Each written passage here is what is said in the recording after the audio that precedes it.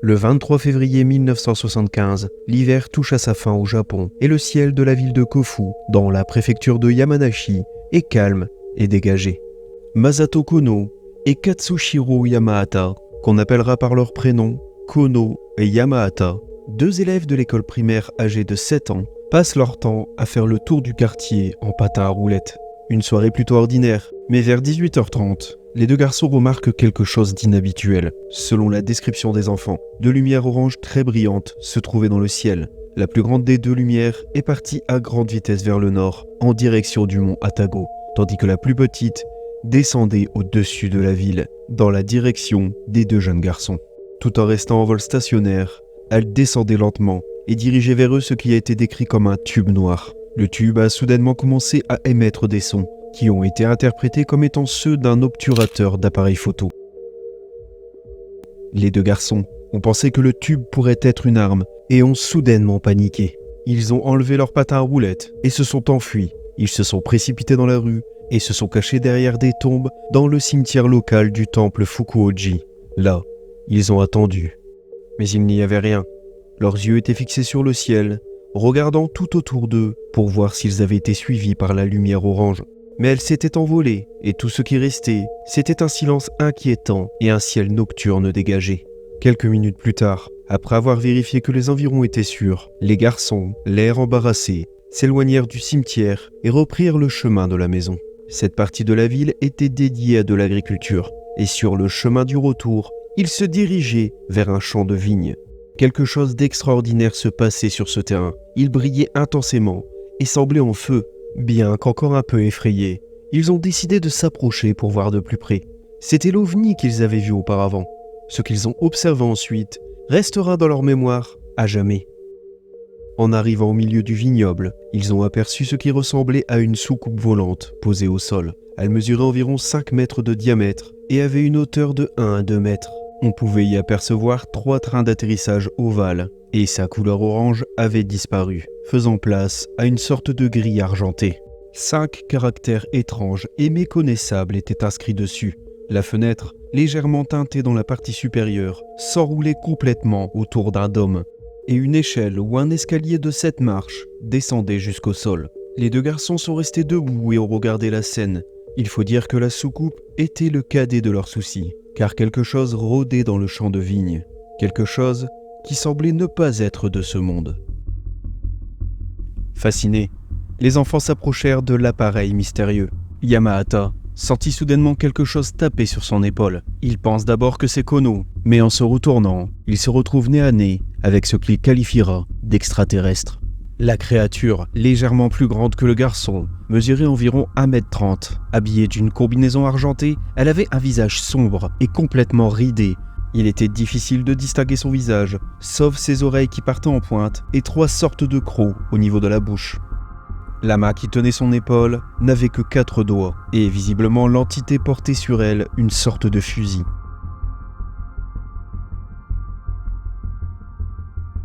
Le garçon s'écroula au sol, paralysé par la peur. Mais Kono, dans un élan de bravoure, tira son ami vers lui pour lui permettre de s'enfuir. Évidemment, après un tel choc, les garçons ont couru de toute leur force, en direction de la maison de Kono qui était la plus proche des environs. En s'enfuyant, ils passèrent devant l'OVNI dont la porte était restée ouverte. L'intérieur brillait intensément, illuminé par de nombreuses lumières évoquant des panneaux de contrôle, et une forme humanoïde se trouvait à l'intérieur. En arrivant, les enfants ne tenaient pas en place et firent part de leur incroyable rencontre. La famille de Yamahata était invitée à dîner ce soir-là, et les deux mères avaient vraiment du mal à croire les enfants. Après tout, qui croirait des gamins de 7 ans racontant une telle histoire ? Cependant, à mesure que les minutes passaient, leur comportement devenait vraiment spécial. Elles décidèrent donc de les accompagner, et arrivées sur place, elles virent avec stupeur une boule de lumière orange éblouissante. Cette lumière intense disparut, non pas comme si elle s'éloignait dans le ciel, mais d'un seul coup, comme dans un flash. C'est une affaire assez particulière, notamment à cause de la description de la créature donnée par les enfants. Et je vais pas vous mentir, la première fois que j'ai enquêté sur ce cas, j'étais vraiment sceptique.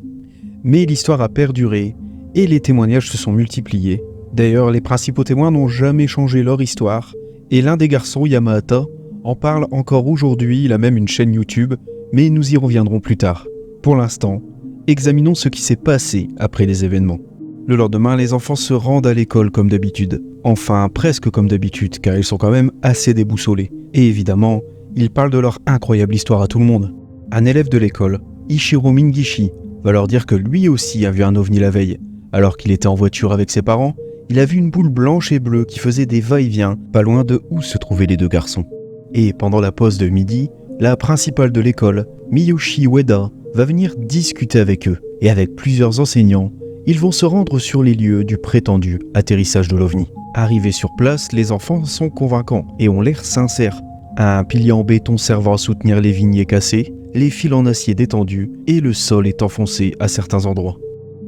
Environ un mois après l'incident, un certain Hiroshi Minamiyama, un écrivain et chercheur japonais spécialisé dans les phénomènes étranges, mène son enquête sur place. Et pour lui, pas mal de choses ne collent pas. Par exemple, les piliers en béton du vignoble sont espacés de 2,2 mètres et auraient dû être naturellement endommagés par un ovni de 5 mètres. Mais là, un seul pilier est brisé. Ce qui le rend sceptique quant à la description des garçons. Peut-être une erreur de perception.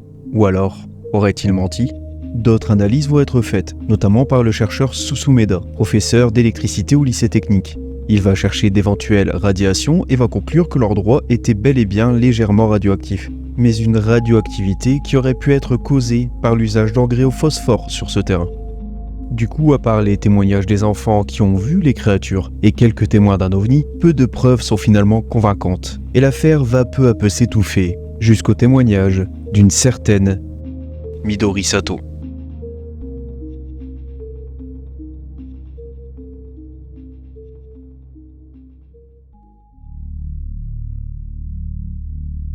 À l'époque, la presse a été contactée et l'affaire a fait grand bruit dans la région.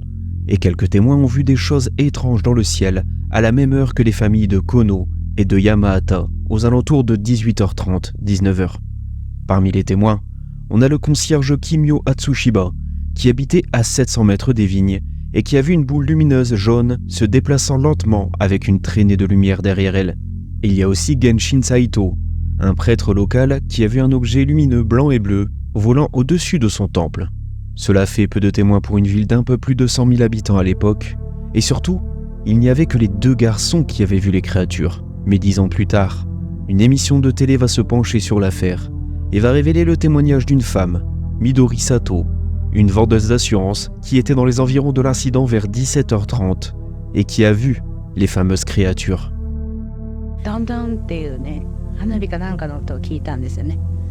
そして少し進んできますとちょうど境目の十字路のところに男の子が2人立っていて、ちょうど1メーター30か40ぐらいの中学生かなと思うような男の子が立っていて、顔が真っ黒だったんですね、遠くから見てね。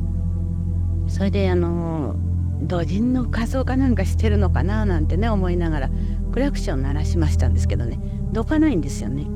ですぐそばまで来まして、またクラクション鳴らしたんですけどどかないんですよね。おかしいなと思いながら、私も集金で急いでましてね、浴衣になっちゃ困ると思って、それでそばまで行ってみたらすごい黒い感じの子で、それで私のフロントガラスでペタッとこう手をつけたんですよね、中からこう見えましてね。で真っ冬の手なんですよね。それでシワが寄っていてね、全部こう手のひらにシワがこうまっすぐ寄っていて、こういう目線とか線目線とかって人間の手相みたいなのがないんですよね。そしてちょっと手首が見えましたらね、手首が亀さんの首みたいな感じでね、シワシワなんですよ、黒くて。そして顔も見えたんですよね。フロントガラスからだから7、80センチぐらいのとこで見えたんですよね。そしたらその顔がね、また目が印象的でね、目が下がまっすぐでね、でこんもりした目ですね。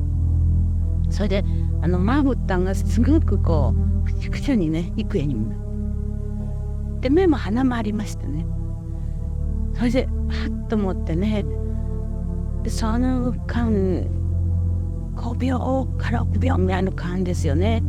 それで手といいその顔といい、もう他のとこ見るなんていう余裕がなかったですね。びっくりしすぎちゃってね。それで仕置きに行かなきゃならないって気持ちの方があったから、そしたらもう一人またここに立っていましてね。そしてその人が顔見たらやっぱり同じ顔してたんですね。でそれ違って急いでしたんですけれど、向こうから男の人と女の人が棒を持って走ってきたんですね。子供がガヤガヤ言いながら。そしてここでもってね、手を広げて止められました。で私がガラスで開けて何ですかって言いましたらば、UFO 見ませんでしたかって聞かれたから、いいえ知りませんよって言ったら、後ろへみんな走っていってしまった。Un témoignage troublant et qui ressemble à celui des deux garçons. Mis à part le fait que la femme ait vu le visage des entités, ce qui n'était pas le cas avec les enfants, un détail reste similaire, les rides. Les créatures étaient ridées, assez étrange comme description. On apprend aussi que d'autres personnes dont une famille avait vu l'OVNI. On peut supposer que finalement d'autres témoins se sont tués à l'époque.